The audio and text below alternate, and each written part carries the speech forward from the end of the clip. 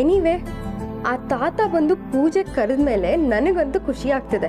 ನನ್ನ ಫ್ರೆಂಡ್ಸ್ ಎಲ್ಲ ಹಬ್ಬ ಪೂಜೆ ಅಂದ್ಕೊಂಡು ಊರಿಗೆ ಹೋಗೋರು. ಈಗ ನನಗೂ ಅದೇ ಥರ ಫೀಲ್ ಆಗ್ತಿದೆ. Mom, thank you. ನೀನು ಅವ್ರ ಮನೆಗೆ ಹೋಗೋಕೆ ಒಪ್ಕೊಂಡಿಯಲ್ಲ. ಐನೋ ನಮ್ಮ ಕ್ಲಾಸ್ ಬೇರೆ, ಅವ್ರ ಕ್ಲಾಸ್ ಬೇರೆ. ಆದರೆ ಪೂಜೆ ಅಂತ ಎಲ್ಲ ಒಟ್ಟಿಗೆ ಸೇರಿಕೊಂಡ್ರೆ ಒಂಥರ ಖುಷಿಯಾಗುತ್ತಲ್ವಾ? ಆ ತಾತ ಬಂದು ಕರೆಯುವಾಗ ನಂಗೆ ಏನು ಅನ್ನಿಸ್ತು ಗೊತ್ತಾ ಮಾಮ್? ನನ್ನ ಅಜ್ಜಿ ತಾತನೂ ಹೀಗೆ ಬಂದು ಕರೆದಿದ್ರೆ ಎಷ್ಟು ಚೆನ್ನಾಗಿರ್ತಿತ್ತು ಅಂತ. ನಿಧಿ, ಏನು ಹೇಳ್ತಿದ್ಯಾ? ಹೌದು ಮಾಮ್, ನಾನು ಅವ್ರನ್ನ ನೋಡೇ ಇಲ್ಲ. ಅಷ್ಟಕ್ಕೂ ನಂಗೆ ಅಜ್ಜಿ ತಾತ ಇಲ್ವಾ ಮಾಮ್? ಇಲ್ಲ. ಹೌದಾ? ಹಾಗಾದ್ರೆ ಮಾವಂದ್ರು, ಐ ಮೀನ್ ನಿಂಗೆ ಅಣ್ಣ ತಮ್ಮ ಅಂತ? ನೋ. ಅಕ್ಕ ತಂಗಿ, ಐ ಮೀನ್ ನನಗೆ ಚಿಕ್ಕಮ್ಮ ದೊಡ್ಡಮ್ಮ ಅಂತ ಯಾರೂ ಇಲ್ವಾ? ಇಲ್ಲ. ಓ, ನೀನು ಪೂರ್ಣಿ ಅತ್ತೆ ಹಾಗೆ ಅನಾಥೇನ ಹಾಗಾದ್ರೆ? ನಿಧಿ, ನಾಲ್ಗೆ ಮೇಲೆ ಹಿಡಿತಾ ಇರ್ಲಿ. ಅಲ್ಲ ಮಾಮ್, ಯಾಕೆ ಇಷ್ಟು ಕೋಪ ಮಾಡ್ಕೋತೀಯ? ನಾನೇನು ತಪ್ಪು ಮಾತಾಡ್ದೆ ಹೇಳು? ಅಪ್ಪ ಅಮ್ಮ ಅಕ್ಕ ತಂಗಿ ಅಣ್ಣ ತಮ್ಮ ಯಾರೂ ಇಲ್ಲ ಅಂತ ನೀನೇ ಹೇಳಿದ್ಯಲ್ಲ. ಅದು ಅಲ್ಲದೆ ನನಗೆ ಬುದ್ಧಿ ಬಂದಾಗ್ಲಿಂದ ಈ ಮನೆಗೆ ನಿನ್ನ ಕಡೆಯವರು ಅಂತ ಯಾರೂ ಬಂದಿಲ್ಲ. ಸೊ ಅನಾಥೆ ಅಂದ್ಬಿಡೋದ? ನನಗೂ ಎಲ್ಲರೂ ಇದ್ರು, ಆದರೆ ಈಗ ಯಾರೂ ಇಲ್ಲ ಅಷ್ಟೆ. ಅಂದರೆ ನಿಂದು ಲವ್ ಮ್ಯಾರೇಜಾ? ಅಪ್ಪಂಗೋಸ್ಕರ ನಿನ್ನ ಫ್ಯಾಮಿಲಿನೆಲ್ಲ ಬಿಟ್ಟು ಬಂದ್ಯಾ? ಅದಕ್ಕೆ ಯಾರೂ ನಿನ್ನ ಕಾಂಟ್ಯಾಕ್ಟಲ್ಲೇ ಇಲ್ವಾ?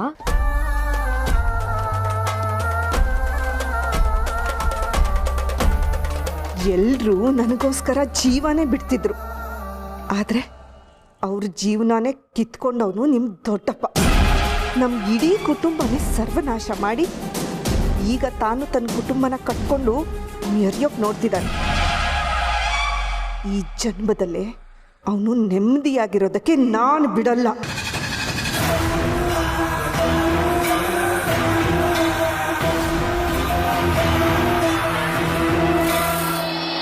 ಇಲ್ಲ ತಾತ, ಅಷ್ಟು ಜನ ಬರ್ತಾರೆ ಅಂದ್ರೆ ಇಲ್ಲೆಲ್ಲ ಯಾರು ಮಾಡ್ತಾರೆ? ಮಾಡೋದಿಲ್ಲಿ ಕೈಯಲ್ಲಿ 10 ರೂಪಾಯಿ ಇಲ್ಲ, ದುಡ್ಡು ಹೇಗೆ ಹೊಂದ್ಸೋದು? ಈ ಪರಿಸ್ಥಿತಿಲಿ ಅವ್ರನ್ನ ಕರೆಯೋ ಅವಶ್ಯಕತೆ ಇತ್ತಾ? ನಿಮಗೆ ಅವಶ್ಯಕತೆಗೆ ಅಷ್ಟೇ ಬೇಕು,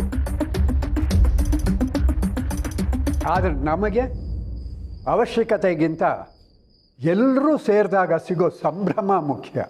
ತಾತ ಸುಮ್ಮನೆ ಡೈಲಾಗ್ ಹೊಡಿಬಿಡಿ. ಅವರೆಲ್ಲ ಎಂಥವ್ರು ಅಂತ ಗೊತ್ತಾ? ಶ್ರೀಮಂತಿಕೆ ಮದ. ಅವ್ರನ್ನ ಕರೆದು ಸತ್ಕಾರ ಮಾಡೋದು ಅಂದರೆ ಬಿಳಿ ಆನೆ ಸಾಕ್ದಂಗೆ. ಅವ್ರು ಬರ್ತಾರೆ ಅಂತಂದ್ರೆ ದಿನಸಿಗೆನೆ ಕನಿಷ್ಠ ಅಂದ್ರೂ 5,000 ದುಡ್ಡು ಬೇಕಾಗುತ್ತೆ.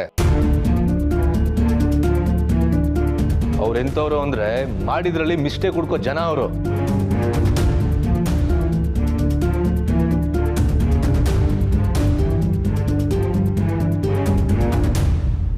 ಯಾರೋ ಒಬ್ಬನ್ನ ಮನಸ್ಸಲ್ಲಿ ಇಟ್ಕೊಂಡು ಎಲ್ಲರೂ ಹಾಗೇನೆ ಅನ್ನೋ ಥರ ಹೇಳಬೇಡ. ನನ್ನ ವಿಷಯ ಬಿಡಿ, ಈಗ ದುಡ್ಗೇನು ಮಾಡ್ತೀರಾ? ಸರಿ, ನಾನು ಬರ್ತೀನಿ, ಲೇಟ್ ಆಯ್ತು.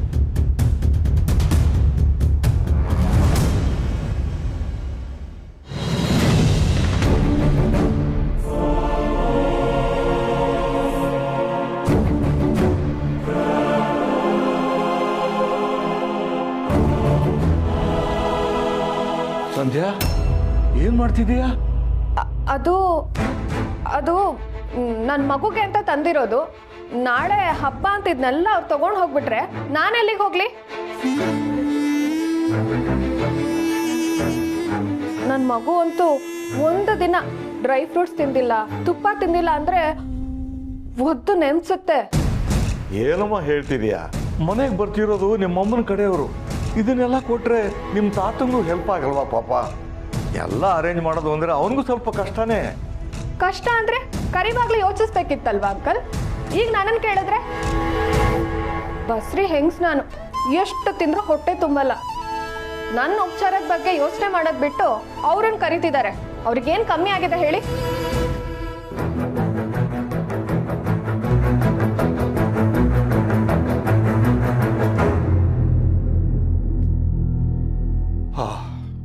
ಏನು ಹುಡುಗಿರೋ ಏನೋ, ಬದಲಾಗೋದೇ ಇಲ್ಲಲ್ವಾ?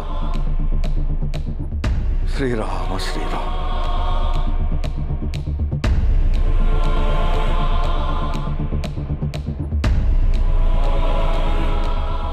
ದತ್ತಣ್ಣ, ಸಂಧ್ಯಾ ಈ ಟೈಮಲ್ಲಿ ಹೀಗೆ ಮಾಡಬಾರ್ದಿತ್ತು. ನೀನು ಇನ್ನೊಂದ್ಸಲ ಅವಳ ಹತ್ರ ಮಾತಾಡದತ್ತಣ್ಣ. ಮೊದಲನೇ ಸಲ ತುಳಸಿ ಮನೆಯವರೆಲ್ಲ ನಮ್ಮ ಮನೆಗೆ ಬರ್ತಾ ಇದ್ದಾರೆ. ಈ ಸಮಯದಲ್ಲಿ ತನ್ನ ಅನ್ನ ಕಿತ್ಕೊಂಡ್ರು ಅಂತ ಆ ಓಡ್ ಹೋದವಳು ಬಂದವ್ರಿಗೆ ಊಟ ಬಡಿಸೋದು ನನಗಿಷ್ಟ ಇಲ್ಲ ಕಣೋ. ಮತ್ತೆ ತುಂಬ ಖರ್ಚಾಗುತ್ತಲ್ಲ ದತ್ತಣ್ಣ. ನೀನು ಬೇರೆ ಪೆನ್ಷನ್ ಬಂದಿಲ್ಲ ಅಂತ ಬೇರೆ ಹೇಳ್ತಿದೀಯಾ? ನಾನು ಬದುಕಿದ್ದೀನಿ ಅಂತ ಅನ್ನೋದಕ್ಕೆ ಸೈನ್ ಮಾಡಿ ಬರೋದಕ್ಕೆ ಮರ್ತೆ ನೋಡು. ಅದು ಒಂದು ಕೆಲಸ ಮಾಡಿದಿದ್ರೆ ಈ ಸಮಸ್ಯೆ ಎಲ್ಲ ಬರ್ತಾನೆ ಇರಲಿಲ್ಲ. ಈಗಲೂ ಏನಾದರೂ ಒಂದು ಮಾಡೋಣ ಬಿಡು. ಏನಾದರೂ ಒಂದು ಮಾಡೋಣ ಅಂದರೆ ಬಂದೆ, ಸ್ವಲ್ಪ ಆಚೆಗೆ ಹೋಗಿ ಬರೋಣ. ನಾನು ರೆಡಿಯಾಗಿ ಬರ್ತೀನಿ.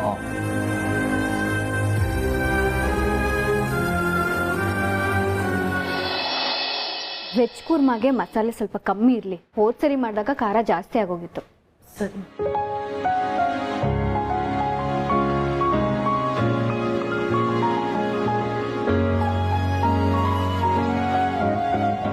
ರೀ, ಏನಿದೆ ಅಡುಗೆ ಮನೇಲಿ?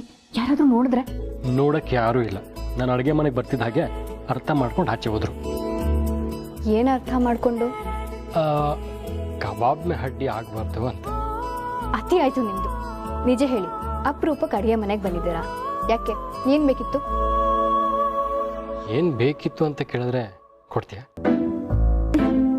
ಏನು ನಿಮ್ಮ ರಗಳೆ? ನನ್ನ ಹೆಂಡತಿ ಕಿಚನಲ್ಲಿ ಇದ್ಲಲ್ಲ, ಹೆಲ್ಪ್ ಮಾಡೋಣ ಅಂತ ಬಂದೆ. ಓ ಹಾಗಾ? ಏನು ಹೆಲ್ಪ್ ಮಾಡ್ತೀರಾ? ಏನು ಮಾಡಿ ಹೇಳು? ಅಡುಗೆಯವ್ರ ಗೈಡ್ ಮಾಡಿ ಸುಸ್ತಾಗಿರ್ತೀಯಾ? ಜ್ಯೂಸ್ ಕೊಡ್ಲ? ಜ್ಯೂಸು? ಫ್ರಿಜ್ಜಲ್ಲಿರೋ ಜ್ಯೂಸ್ನ ಗ್ಲಾಸ್ಗೆ ಹಾಕ್ಕೊಟ್ರೆ ದೊಡ್ಡ ಹೆಲ್ಪು. ನೀವೇ ಮಾಡಿಕೊಟ್ರೆ ಒಂದು ಲೆಕ್ಕ. ನನಗೆ ಜ್ಯೂಸ್ ಎಲ್ಲ ಮಾಡೋಕ್ಕೆ ಬರಲ್ಲ. ಕಾಫಿ ಮಾಡ್ಕೊಳ್ಳ? ಸೀರಿಯಸ್ಲಿ? ಮಾಡುವಂತರಾಗಿ ಸರ್. ಮೊದಲನೇದಾಗಿ ಏನು ಮಾಡಬೇಕು? ಮೊದಲು ಪಾತ್ರೆನ ಹೀಗೆ ತಗೋಬೇಕಂತೆ. ಓ, ಕಾಫಿ ಮಾಡೋದಕ್ಕೆ ಪಾತ್ರೆ ಬೇಕಾ ಸರ್? ನಂಗೆ ಗೊತ್ತೇ ಇರಲಿಲ್ಲ. ಆಮೇಲೆ ಪಾತ್ರೆನ ಸ್ಟವ್ ಮೇಲೆ ಇಟ್ಟು ಮನ್ಸನ್ನು ಹಾಲು ಹಾಕ್ಬೇಕಂತೆ. ಆಮೇಲೆ ಪ್ರೀತಿಯನ್ನು ಸಕ್ಕರೆ ಹಾಕ್ಬೇಕಂತೆ.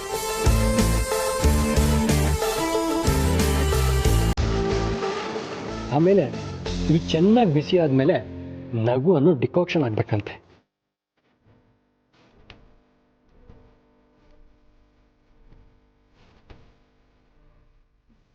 ಬಿಸಿ ಆಗಬೇಕು ಅಂದರೆ ಸ್ಟವ್ ಹಚ್ಬೇಕಂತೆ.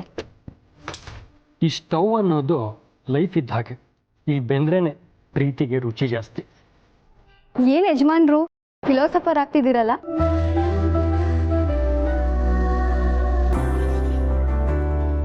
ನನ್ನ ಹೆಂಡತಿ ನಾಳೆ ಪೂಜೆಯಲ್ಲಿ ಕಳೆದೋಗ್ತಾಳೆ. ನಾನು ಮಿಸ್ ಮಾಡ್ಕೋತೀನಲ್ವ, ಅದಕ್ಕೆ ಇವತ್ತು ಸ್ವಲ್ಪ ಜಾಸ್ತಿ ಟೈಮ್ ಸ್ಪೆಂಡ್ ಮಾಡೋಣ ಅಂತ ಬಂದೆ.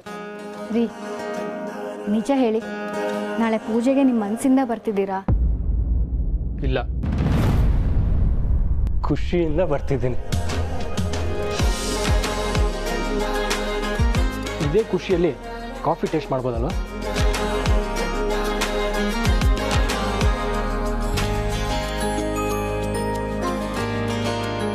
ರೀ, ಕಾಫಿ ಮಾಡಿ ಅಂದರೆ ಸಕ್ಕರೆ ಪಾಕ ಮಾಡಿದ್ದೀರಲ್ಲ? ಹೌದಾ? ಸ್ವಲ್ಪನೇ ಹಾಕಿದ್ನಲ್ಲ. ಓ, ಪ್ರೀತಿ ಅನ್ನೋ ಸಕ್ಕರೆ ಹಾಕಿದ್ನಲ್ಲ. ನನಗೆ ನಿನ್ನ ಮೇಲೆ ಪ್ರೀತಿ ಜಾಸ್ತಿ ಅಲ್ವಾ, ಅದಕ್ಕೆ ಸಕ್ಕರೆ ಜಾಸ್ತಿ ಆಗೋಯ್ತು.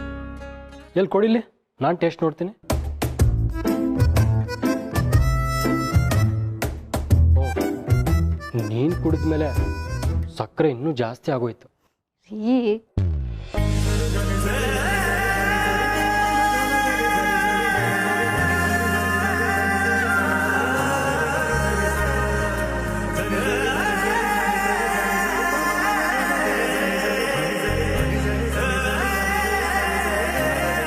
ಸಕ್ಕರೆ ಪಾಕ ಅಂತ ತಮಾಷೆ ಮಾಡಿದೆ.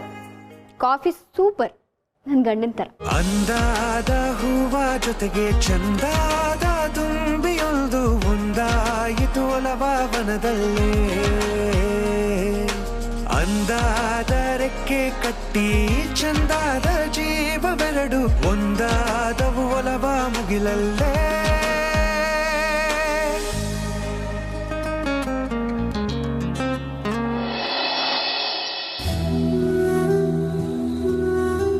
ಶೇಷು.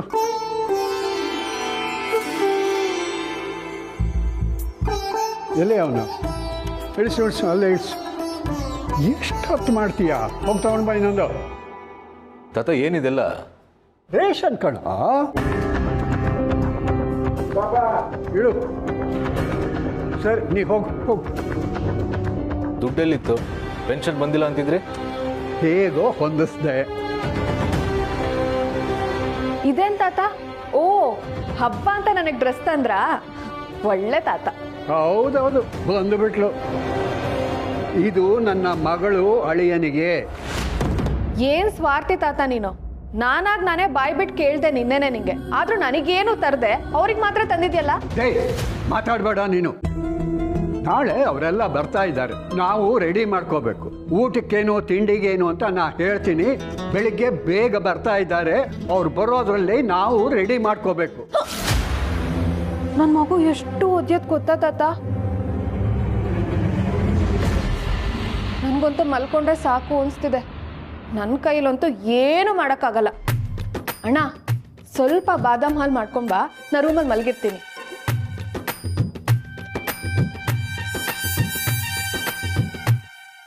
ಶೇಷು, ಇನ್ನು 3 ತಿಂಗಳು ಕೂಡ ಆಗಿಲ್ಲ, ಆಗಲೇ ಮಗು ಒದಿಯುತ್ತಾ? ಹೇಳೋಕ್ಕಾಗಲ್ಲ ದತ್ತಣ್ಣ, ಈಗಿನ ಕಾಲದ ಮಕ್ಕಳಲ್ವಾ, ಕಾಲು ಹೊರಕ್ಕೆ ಮೊದಲೇ ಓದಿತ್ತವ ಏನೋ. ಅದು ಸರಿ. ದತ್ತಣ್ಣ, ನೀನೇನು ಟೆನ್ಷನ್ ಮಾಡ್ಕೋಬೇಡ. ನಾಳೆ ನಾನು ಗೋದಾವರಿಗೆ ಬೇಗ ಬರೋಕ್ಕೆ ಹೇಳ್ತೀನಿ, ಅವಳೆಲ್ಲ ಮಾಡ್ತಾಳೆ. ಪರವಾಗಿಲ್ಲ ಅಂಕಲ್, ನಾಳೆ ಸಿರಿಗೆ ಬರೋಕ್ಕೆ ಹೇಳ್ತೀನಿ. ತಾತ ಮಾಡೋ ಒಂದೊಂದು ಕೆಲಸನೋ. ದತ್ತಣ್ಣ, ನಾನು ಬರ್ತೀನಿ. ಸರಿಯಪ್ಪ, ಹುಷಾರು. ಹಾಂ. ಸಮರ್ಥ, ಇದೆಲ್ಲ ಒಳಗಿಟ್ಬಿಡು.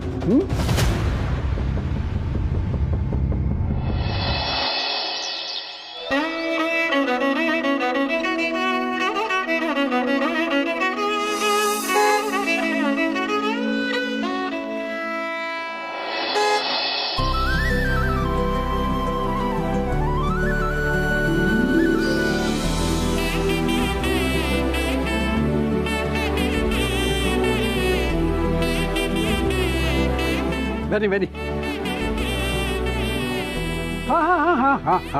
ಕುಟುಂಬ ಸಮೇತ ಮೊದಲನೇ ಸಲ ಈ ಮನೆಗೆ ಬರ್ತಾ ಇದ್ದೀರಿ. ನಿಮಗೆ ಆರತಿ ಮಾಡಿದೆ, ಒಳಗಡೆ ಕರ್ಕೊಂಡು ಹೋಗಕ್ಕಾಗತ್ತಾ?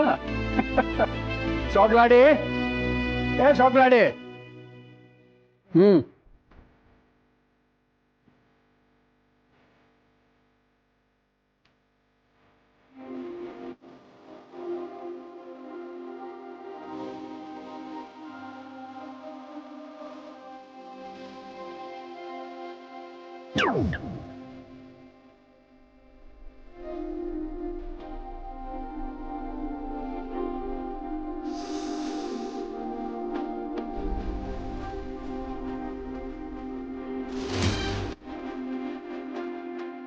ಬನ್ನಿ ಶಾರ್ವತಿ ಅವರೇ, ಬನ್ನಿ.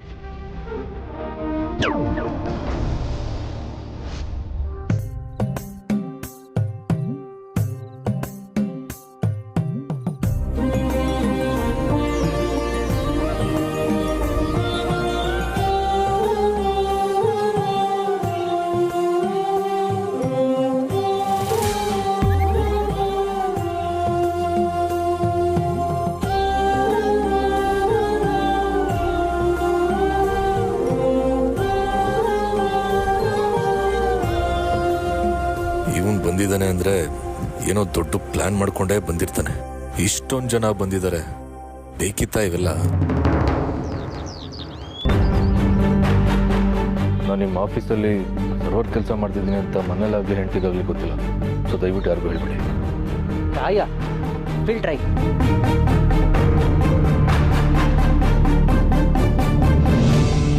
ಬಾ ಬಾ ತಮ್ಮ. ಅವತ್ತು ಆಫೀಸಿಗೆ ಬಂದಾಗ ಸಿಗ್ಲಿಲ್ಲ, ಇವತ್ತು ಮನೆಗೆ ಬಂದಿದ್ಯಾ. ಬಾ ಬಾ.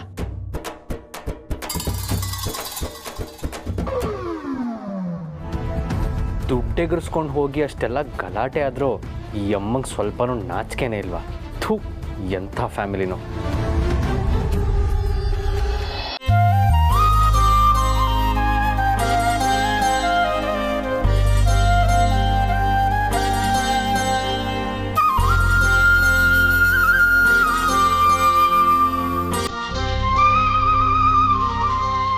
ಸಮರ್, ನಿಮ್ಮ ಬಾಸ್ ಮನೆಗೆ ಬಂದರೆ ಈಗ ಮರ್ಯಾದೆ ಕೊಡೋದು?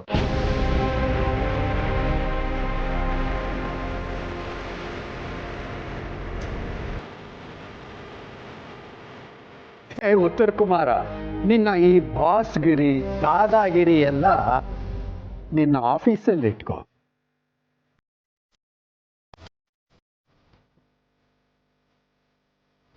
ಈ ಮನೇಲಿ ನಡೆಯೋದು ಈ ದತ್ತಾಗಿರಿ ಮಾತ್ರ. ನೀನು ಈ ಮನೆಗೆ ಮಗ ಇದ್ದಾಗ. ಕೂತ್ಕೋ ಕೂತ್ಕೋ ಬಾ. ಬಾಪ ಕೂತ್ಕೋ. ಅಣ್ಣ, ನಂಗೆ ಜಾಸ್ತಿ ಇವತ್ತು ನಿಲ್ಲಕ್ಕಾಗಲ್ಲ ಅಂತ ನಿನಗೆ ಗೊತ್ತಲ್ವಾ? ನಂಗೊಂದು ಚೇರ್ ತಗೊಂಡ್ ಬಾ.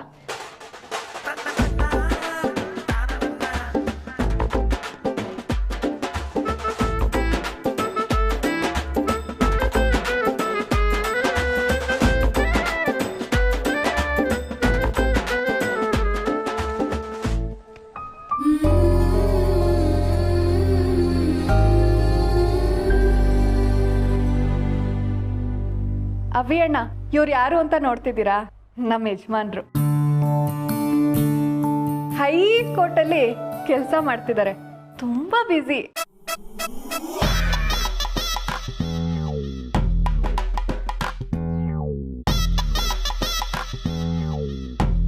ಆದ್ರೂ ಅಪ್ಪ ಅಮ್ಮ ಅವ್ರ ಫ್ಯಾಮಿಲಿ ಬರ್ತಿದೆ ಅಂತ ನಾನು ಕರೆದಿದ್ದಕ್ಕೆ ಬಂದಿದ್ದಾರೆ.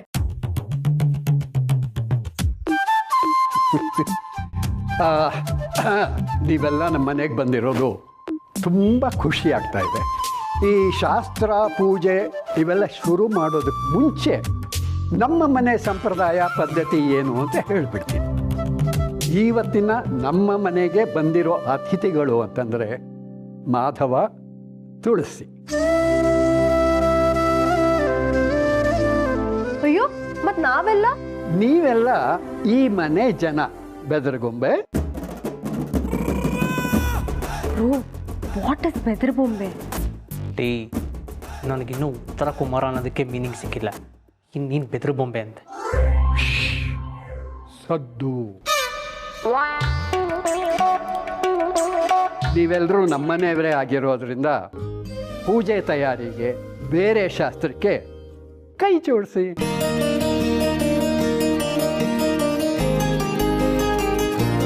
ವಾಟ್? ನಾವಾ? ನಾನಂತೂ ರೆಡಿ ತಾತ. ಹಿರಿಗಿಟ್ಲೆ ಎಲ್ಲದಕ್ಕೂ ಮುಂದೇನೆ. ಏನು ಶಾರ್ವರಿ ಅವರೇ, ನಿಮ್ಗೆ ಒಪ್ಪಿಗೆನಾ? ಅದಕ್ಕೇನಂತೆ, ಇಂಥದಕ್ಕೆಲ್ಲ ಚಿಕ್ಕಮ್ಮ ಯಾವತ್ತೂ ಬೇಡನಲ್ಲ. ಇನ್ಫ್ಯಾಕ್ಟ್ ಅವರೇ ಮುಂದೆ ಬಂದು ಖುಷಿಯಿಂದ ಮಾಡ್ತಾರೆ. ಹೌದೌದು, ನನಗೊಪ್ಪಿಗೆ. Very good, very good. ಹಾಗಾದರೆ ಇವತ್ತಿನ ಕಾರ್ಯಕ್ರಮದ ಪಟ್ಟಿ ಹೇಳಿಬಿಡ್ತೀನಿ. ದೀಪಾವಳಿಗೆ ನಾವೆಲ್ಲ ಸೇರೋದಕ್ಕೆ ಆಗಲಿಲ್ಲ, ಹಾಗಾಗಿ ಎಣ್ಣೆ ಸ್ನಾನದ ಶಾಸ್ತ್ರ ಮಾಡೋಕ್ಕಾಗಲಿಲ್ಲ. ಅದಕ್ಕೆ ಬದಲಾಗಿ ಇವತ್ತು ನಾವು ಆ ಶಾಸ್ತ್ರ ಮಾಡೋಣ. ಗಂಡಸರೆಲ್ಲ ಎಣ್ಣೆ ಸ್ನಾನ ಮಾಡಬೇಕು. ವಾಟ್? ಎಣ್ಣೆ ಸ್ನಾನನ?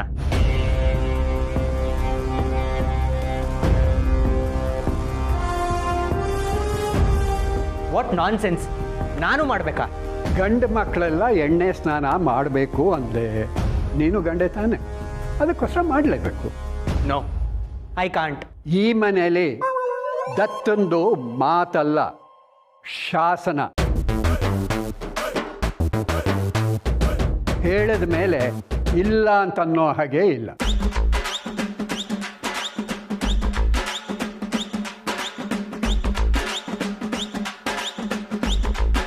ಹೆಣ್ಮಕ್ಳೆಲ್ಲ ಅಡುಗೆ ತಯಾರಿ ಮಾಡ್ಕೊಳ್ಳಿ. ಎಣ್ಣೆ ಸ್ನಾನ ಆದಮೇಲೆ ಗಂಡು ಮಕ್ಕಳೆಲ್ಲ ಅಲಂಕಾರ ಮಾಡ್ತಾರೆ. ನಾನು, ಮಾಧವ, ತುಳಸಿ ಪೂಜೆಗೆ ರೆಡಿ ಮಾಡ್ಕೋತೀವಿ. ನಾವು ರೆಡಿ. ಸರಿ, ಮತ್ತೆ ಹೊರಡಿ. ಹಾಗಾದ್ರೆ ಹೇಳಪ್ಪ, ನಡಿಗೆ.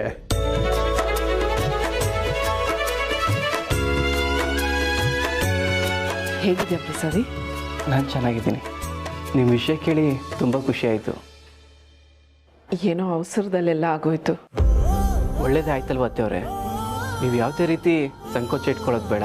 ನಾವು ಜಾಸ್ತಿ ಮಾತಾಡದೇ ಇರ್ಬೋದು, ಆದರೆ ನೀವೇನು ಅಂತ ನಮ್ಗೆ ಚೆನ್ನಾಗಿ ಗೊತ್ತು. ನಿಮ್ಗೊಂದು ಒಳ್ಳೆ ಬದುಕು ಸಿಕ್ಕಿದೆ, ಖುಷಿಯಾಗಿರಿ.